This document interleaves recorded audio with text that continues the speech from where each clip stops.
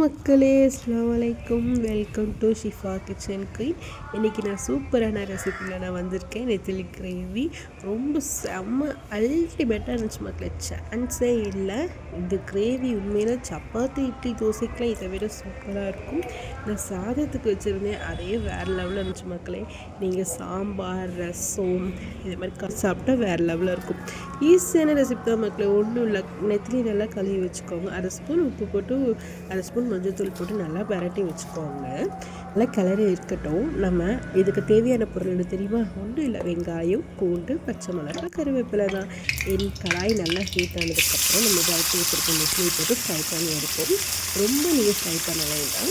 நீங்கள் ஒரு 70% ஒரு 60% நம்மளுக்கு அது வெந்துருந்தால் போதும். ரொம்ப ஃப்ரை பண்ணிங்கன்னா இதாக இருக்காது. நம்ம கிரேவியில் அப்படியே போடும்போது நம்ம எப்படி இறங்கிருமோ அதனால தான் நம்ம ஃப்ரை பண்ணுறோம்.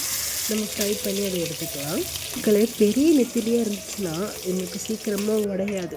சின்ன நெத்திலினால தான் நம்மளுக்கு அப்படி இருக்குது. எண்ணெயில் நல்லா ஹீட் ஆனதுக்கப்புறம் 1 ஸ்பூன் கடுகு நல்லா பொரிஞ்சதுக்கப்புறம் நம்ம வெட்டி வச்சுருக்க நீளமாக இருக்கிற பூண்டு நம்ம போட்டு தாளிச்சிக்கலாம். அது கூட சேர்ந்து நம்ம கருவேப்பிலையும் வாசனைக்கு போட்டுக்கலாம். பூண்டு வெங்காயத்துக்கு மட்டும் நல்லா தாளிச்சா நல்லா மணமாக இருக்கும். அதுக்கப்புறம் நம்ம 2 கைப்பிடி அளவுக்கு நம்ம வெங்காயம் போடுறோம்.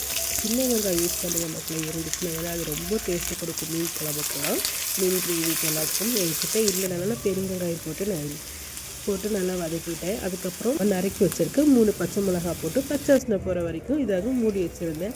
ஓப்பன் பண்ணி நம்ம பார்க்கும்போது பச்சை வாசனைலாம் போய் அந்த வெங்காயத்தில் எண்ணெயெல்லாம் இது பண்ணி ஒரு பார்க்கவே அப்படியே சூப்பராக இருக்கும்.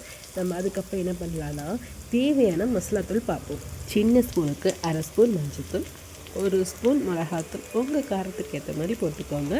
2 ஸ்பூன் மல்லித்தூள், அதுக்கப்புறம் 1 ஸ்பூன் பெருஞ்சீரகத்தூள். இதே வீட்டில் அரைக்கிற மசாலாவாக இருந்தால் நீங்கள் அதையும் யூஸ் பண்ணிக்கலாம். இதெல்லாம் போட்டு நல்லா பச்சை வாசனை போகிற வரைக்கும் நம்ம கிளறி விட்டுக்கலாம். மக்களே, இன்னொன்று என்னென்னா நம்ம இந்த மசாலாலாம் போடுறதுக்கு முன்னாடி 1 ஸ்பூன் இஞ்சி பூண்டு பேஸ்ட்டு போட்டுக்கோங்க. அது பச்சை வாசனை போனதுக்கப்புறம் நீங்கள் இந்த ஸ்பைசிலாம் போட்டுக்கலாம். நான் போட மறந்துட்டேன் மக்களே. எல்லா மசாலாலாம் போட்டதுக்கப்புறம் தான் நான் 1 ஸ்பூன் இஞ்சி பூண்டு போட்டு நான் இது பண்ணிவிட்டேன். நான் நல்லா கிளறி விட்டு பச்சை வாசனை போனதுக்கப்புறம் தான் நான் இது பண்ணேன். அதுக்கப்புறம் நம்ம மீன் ஃப்ரை பண்ணும்போது நம்ம சால்ட்டு பார்த்துப்போம். நீங்கள் இந்த கிரேவிலையும் சால்ட்டு பார்த்து போட்டுக்கோங்க. எல்லாம் நம்ம நல்லா வதக்கி விட்டுட்டு கரெக்டாக ஒரு 2 தக்காளி நம்ம பேஸ்ட் தான் நம்ம அரைச்சி வச்சுருக்கோம். இது என்ன பிரிஞ்சு வரும் பார்த்தீங்களா? அந்த நேரம் நம்ம அரைச்சி வச்சுருக்க தக்காளி நம்ம ஊற்றிட்டு நம்ம நல்லா கிரேவி ஃபுல்லாத்தையும் நம்ம கிளறி விட்டுக்கலாம். இன்னொன்று என்ன, நல்லா எண்ணெய் பிரிஞ்சு வரும். அந்த சமயத்தில் நம்ம தண்ணி ஊற்றணும்னு அவசியம் இல்லை. அது தக்காளி இருக்கிற தண்ணியே நம்மளுக்கு எண்ணெய் அப்படியே பிரிஞ்சு வரும்போது அந்த சமயம் நம்ம ஃப்ரை பண்ணி வச்சுருக்க நெத்திலி மீனை நம்ம போட்டுக்கலாம். இன்னொன்று நம்ம போட்டுட்டு அது ஒரே கிளறக்கூடாது.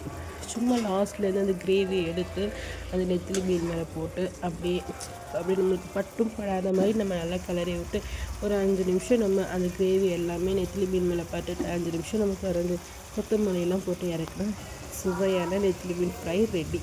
நீங்கள் ட்ரை பண்ணி